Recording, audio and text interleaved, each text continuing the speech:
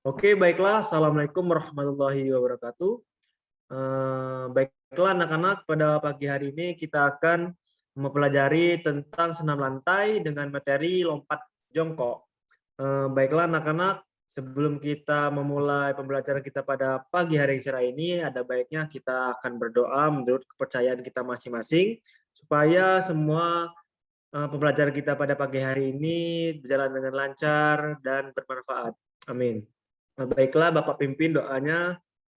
Langsung saja berdoa dimulai. Selesai. Oke, baiklah anak-anak, kita sudah selesai berdoa.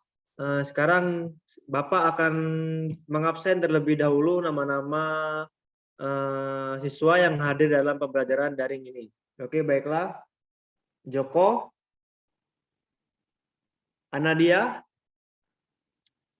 Ahmad, Raini.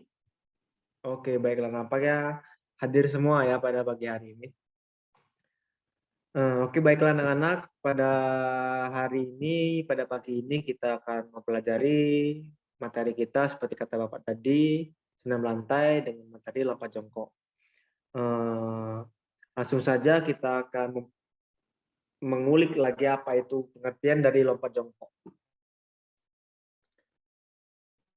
Nah, gini penelitian lompat jongkok itu adalah lompat jongkok adalah salah satu bagian dari senam lantai, yaitu jenis lompatan yang dilakukan menggunakan peti lompat dan posisi badan jongkok pada saat melewati peti lompat. Jadi lompat jongkok ini menggunakan alat yaitu peti lompat ataupun kardus ataupun bangku itu situasional saja. Dengan cara melompat melewati peti dengan posisi jongkok pada keadaan melayang. Itu untuk pengertian lompat jongkok.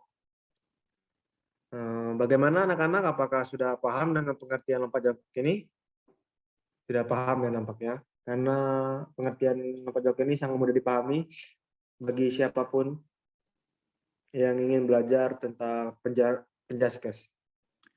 Selanjutnya itu kita akan memasuki materi yaitu teknik dasar lompat jongkok. Nah, jika kita ingin melakukan lompat jongkok ini, kita harus memahami terlebih dahulu teknik-teknik yang harus kita pelajari dan kita perhatikan supaya kita bisa melakukan lompat jongkok. Baiklah, tahap awal itu sebelum memulai, tariklah nafas panjang-panjang terlebih dahulu. Lalu berlari beberapa langkah dengan cepat sambil mencodongkan tubuh ke depan, serta pandangan mata lurus mengarah ke tepi papan tolokan. Kemudian kita berlari cepat, tujuannya untuk memberikan tenaga dorongan ke depan agar bisa lompat kangkang di atas seperti lompatan tersebut. Jika masih ragu, lakukan tahap ini langkah demi langkah seperti yang Bapak akan sebutkan ini ya. Yang pertama itu ambil beberapa langkah secara cepat atau berlari cepat. Kemudian setelah kita sudah berlari dengan cepat, posisi badan itu condongkan ke depan. Kemudian pandangan harus lurus ke depan. Kemudian itu perhitungkan langkahnya untuk menolak dengan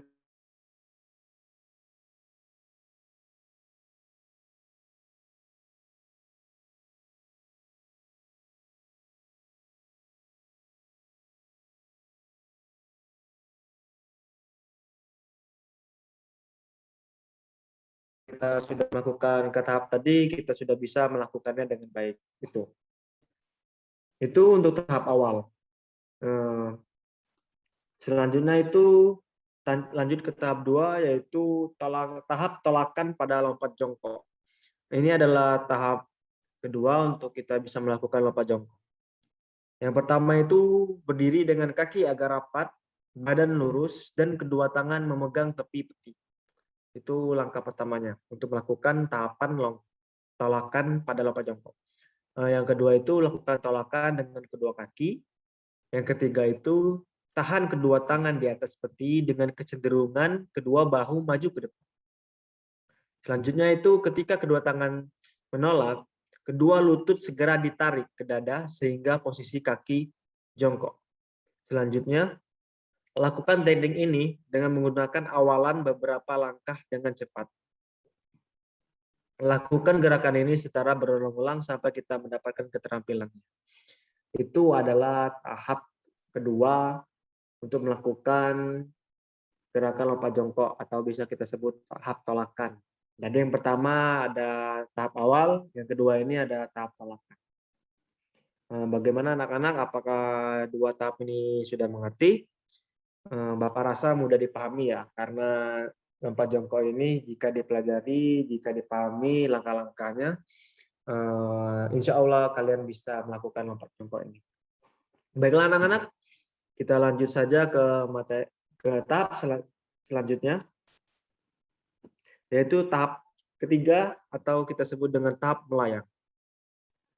Tahap melayang ini, yang pertama yang harus kita lakukan adalah memulai tolakan. Memulai tolakan itu langkah awal. Kemudian ayunkan kedua lengan tangan ke atas dengan posisi lurus sehingga menyentuh peti tolakan. Selanjutnya bentuk tubuh menjadi sudut 30 derajat dengan posisi lutut ditarik ke depan ke arah dada. Kemudian lakukan latihan ini secara berulang sampai kita bisa melakukan tahap ini dengan baik dan benar. Itu untuk tahap ketiga atau tahap melayang.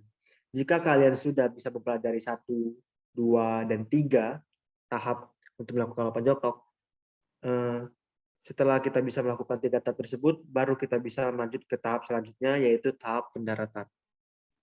Baiklah, Bapak akan menjelaskan apa langkah-langkah supaya kita bisa melakukan tahapan pendaratan pada lompat jongkok tersebut. Yang pertama itu lakukan beberapa langkah awalan dengan cepat hingga mencapai peti tolakan. Kemudian saat berada di atas ujung peti, kedua tungkai itu diluruskan. Yang ketiga, pendaratan dilakukan dengan urutan ujung kaki lalu seluruh kaki. Saat ujung kaki menyentuh tanah, lutut mengeper dan kedua lengan diangkat atau dirantangkan ke atas. Lakukan latihan tersebut secara berulang-ulang sampai kita mendapatkan keterampilannya atau kita sudah bisa melakukannya dengan baik dan benar. Itu untuk keempat tahap supaya kita bisa melakukan teknik lompat jongkok tersebut. Baiklah anak-anak, itu adalah keempat tahap dalam melakukan lompat jongkok. Jika anak-anak itu mengikuti tahap-tahap ini dengan baik dan benar, Bapak yakin kalian bisa melakukan lompat jongkok ini dengan baik dan benar. Cukup kita lakukan step per step, tahap 1, tahap 2, tahap 3, dan tahap 4. Tidak usah terburu-buru, kita pelajari dari satu-satu, dari tahap 1 terlebih dahulu. Kalau sudah bisa, kita lanjut ke tahap 2, dan begitu pun seterusnya. Jadi itulah teknik atau tahap-tahap supaya kita bisa melakukan lompat jongkok. Baiklah, anak bisa dipahami sampai tahapan pendaratan. Apakah anak-anak sudah mengerti? Jika anak-anak ada yang ingin bertanya tentang tahapan untuk bisa melakukan lompat jongkok, Bapak kasih kesempatan. Oh, nampaknya sudah mengerti semua ya. Karena memang tahap-tahapannya tidak terlalu sulit dilakukan jika kita melakukannya dengan tekun. Kalau tidak ada bertanya tentang teknik tahap-tahapan ini, Bapak akan lanjut ke materi selanjutnya. Materi selanjutnya itu adalah kesalahan dalam melakukan lompat jongkok. Setiap apa-apa yang kita lakukan pasti akan ada kesalahannya. Nah, begitupun juga dengan lompat jongkok, ada beberapa kesalahan yang dilakukan saat melakukan lompat jongkok. Bapak akan menjelaskannya satu persatu. Yang pertama itu awalan lari kurang cepat. Nah, jika kita awalan lari kita kurang cepat, otomatis kita tidak bisa menolak tubuh kita dengan tinggi dan melewati peti. Jika tahap awal saja tidak bisa, bagaimana kita ke tahap selanjutnya, ya kan?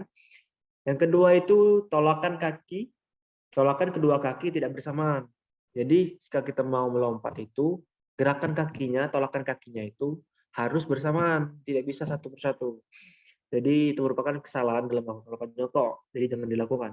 Untuk yang ketiga, peti lompat tidak tercapai dengan baik. Peti lompatnya tidak tercapai dengan baik. berarti ada kesalahan di awalan, atau bisa jadi kita lompat kurang tinggi, awalan lari kurang cepat, ataupun bisa juga dengan peti lompat yang terlalu tinggi. Baiklah, yang selanjutnya itu adalah tahanan tangan di peti lompat kurang kuat. Jadi ketika kita melakukan tahap melayang, tangan kita menyentuh peti lompat. Jika tangan kita tidak kuat, maka otomatis kita akan jatuh waktu saat melakukan tahap melayang. Jadi itulah mengapa kita harus melatih kekuatan tungkai kita supaya kita bisa menahan badan kita saat kita melakukan tahap melayang. Itu adalah salah satu kesalahan dalam melakukan lompat jongkok. Selanjutnya itu kedua tungkai tidak ditarik mendekati dada saat tangan menolak. Jadi tungkai itu tidak ditarik mendekati dada saat tangan kita menolak. Itu termasuk salah satu kesalahan jongkok. Selanjutnya itu pendaratan kedua kaki kurang bersamaan dan tidak beruntun. Jika kita melakukan pendaratan dengan salah, contohnya kedua kaki kurang bersamaan dan tidak beruntun, maka itu akan mengakibatkan kesalahan, berakibat fatal ya. Bisa jadi kita bisa cedera ataupun bahkan parahnya patah kaki. Jadi pentingnya kita memahami teknik pendaratan, yaitu supaya kita menghindari hal-hal yang tidak diinginkan, contohnya cedera. Jadi kaki kita tuh harus bersamaan dan harus beruntun. Itu adalah kesalahan dalam melakukan lompat jongkok. Dan yang terakhir itu yang paling simpel mungkin ya bagi kita ya, pandangan tidak ke depan. Jika pandangan saja tidak ke depan, bagaimana kita mau bisa melakukan lompat jongkok? Misal kita ngadep ke samping, tapi petinya di depan, ya nggak bisa kita mau melompat, pasti numbur petinya. Jadi itu kesalahan yang awam ya. Mungkin kalian sudah paham semuanya. Baiklah anak-anak, itu untuk kesalahan dalam melakukan lompat jongkok. Bapak rasa kalian pasti mengerti, karena kesalahan ini mudah dipahami. Dan untuk saran Bapak, jangan melakukan semua ketujuh kesalahan ini supaya kita tidak mengalami hal yang tidak diinginkan. Oke, baiklah anak-anak, itu untuk kesalahan dalam melakukan lompat jongkok. Selanjutnya, Bapak akan menjelaskan apa sih manfaat kita melakukan lompat jongkok ini. Apakah kita mendapatkan uang, apakah kita mendapatkan pacar, itu tidak.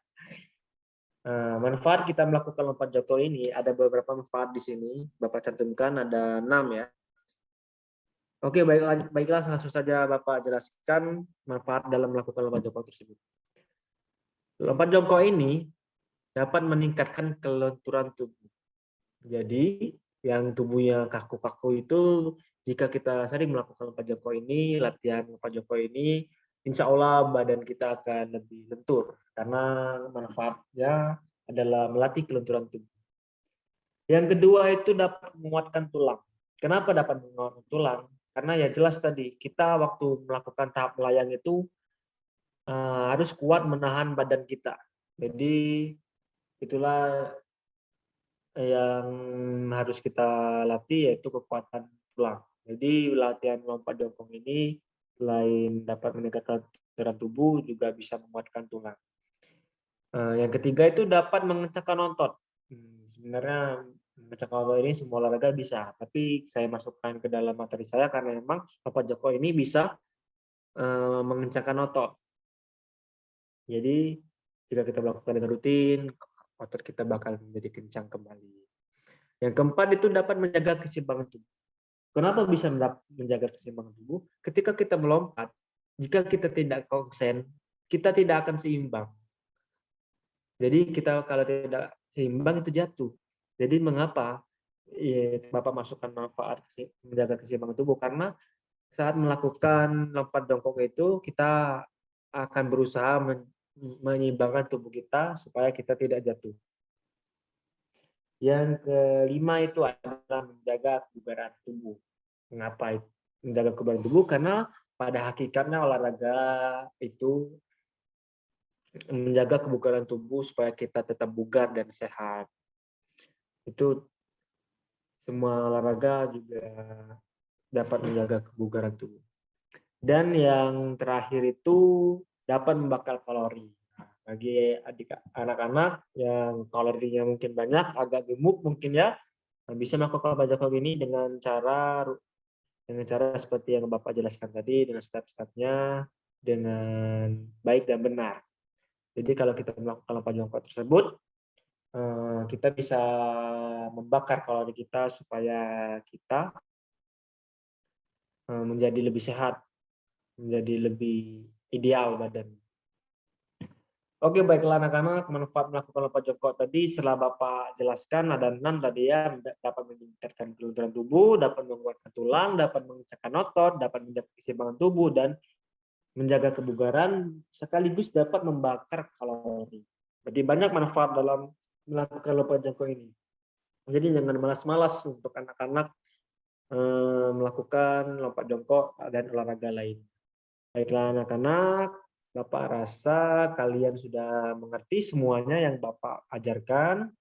Jika ada yang ingin bertanya tentang materi kita, lompat jongkok tadi, Bapak persilakan. Oh, baiklah. Sepertinya tidak ya. Oke, baiklah anak-anak. Kalau misalkan tidak ada yang ingin bertanya dan semuanya sudah paham, Bapak tutup perkuliahan online kita pada pagi hari ini dengan melafazkan lafaz hamdalah. Alhamdulillahirrahmanirrahim. Dan jangan lupa nanti isi form yang sudah Bapak kirim di grup ya, tolong diisi supaya mengevaluasi kalian apakah kalian sudah mengerti atau tidak, paham atau tidak dengan materi yang sudah Bapak sampaikan tadi. Baiklah anak-anak, saya rasa itu saja. Kalian boleh leave. Bapak ucapkan wassalamualaikum warahmatullahi wabarakatuh.